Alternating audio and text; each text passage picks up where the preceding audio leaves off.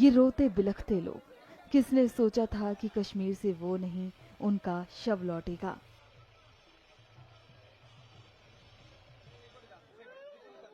ये तस्वीरें बालासोर से हैं, जो वाकई डराने वाली हैं। 3 बजे तो इन्फॉर्मेशन मिला था कि उसका मतलब उनके जो बीबी है, मेरे भाभी है, उन्होंने मेरे को बोले कि आप दीदी आप आओ और आपका भाई को बचा लो यहाँ से।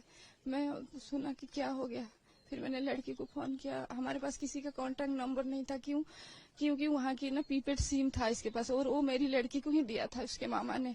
तो फिर मैंने उसको फोन किया, वो कॉलेज गया हुआ था, तो फिर वहाँ से उसने हम आया जल्दी भाग के, फिर बात करा। फिर जो उनके वहाँ पर जो पैकेज था, जो उनको जो लेके घुमा रहे थे वो ड्राइवर था, उन्हीं के नंबर भी हमारे पास वो शेयर कर रखा था।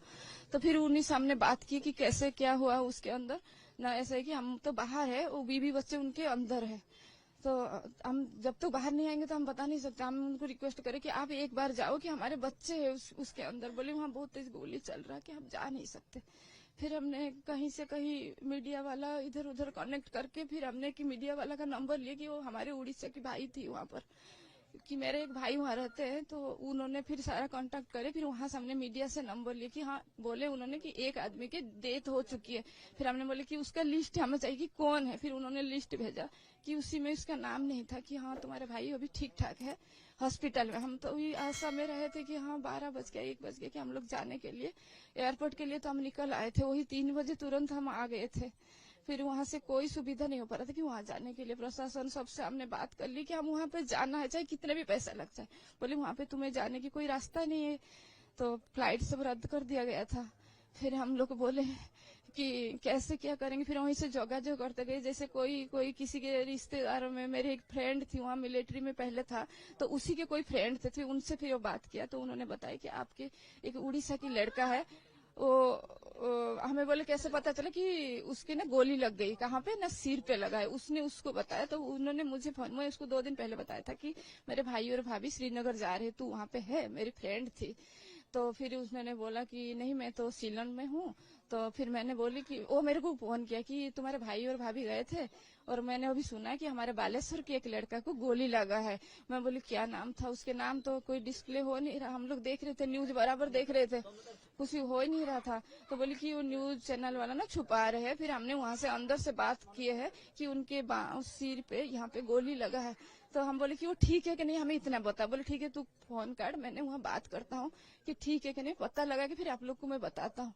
तो फिर उन्होंने अंदर से बात करी तो पता लगा, उसको पता चल गया था कि वो उसी टाइम ही उसी का डेथ हो गई थी। और उसने मुझे नहीं बताया कि हाँ कहाँ पर है तुम लोग। मैं बोली कि हम दिल्ली एयरपोर्ट पे है।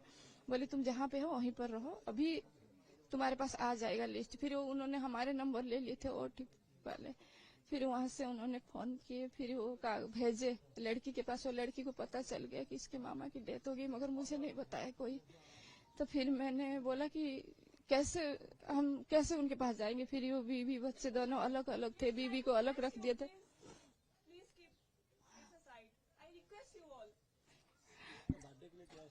बर्थडे के लिए तो हाँ, बर्थडे थी 17 तारीख को, चला गया था। फिर वो लोग दिल्ली में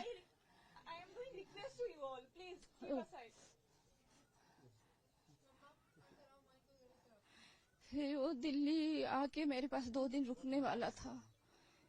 उनकी फ्लाइट थी श्रीनगर से गुरुवार को फ्लाइट थी उनका। फिर वो हमारे पास आने वाले थे कि गुरुवार की शाम को 3:15 पे फ्लाइट थी, दिल्ली में लैंड करता। फिर शनिवार गुरुवार शुक्र और 2 दिन रखे कि शनिवार हो आती है यहाँ उड़ीसा के लिए। है?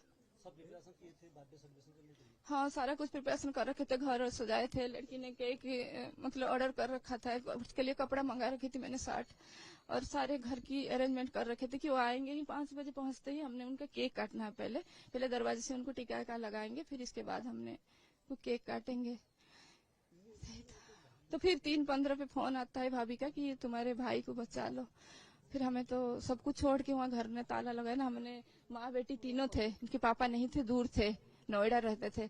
तो हम तीनों ने वहाँ एयरपोर्ट के लिए निकल चुके थे, हमें नहीं पता था कि हम कहाँ जाना है।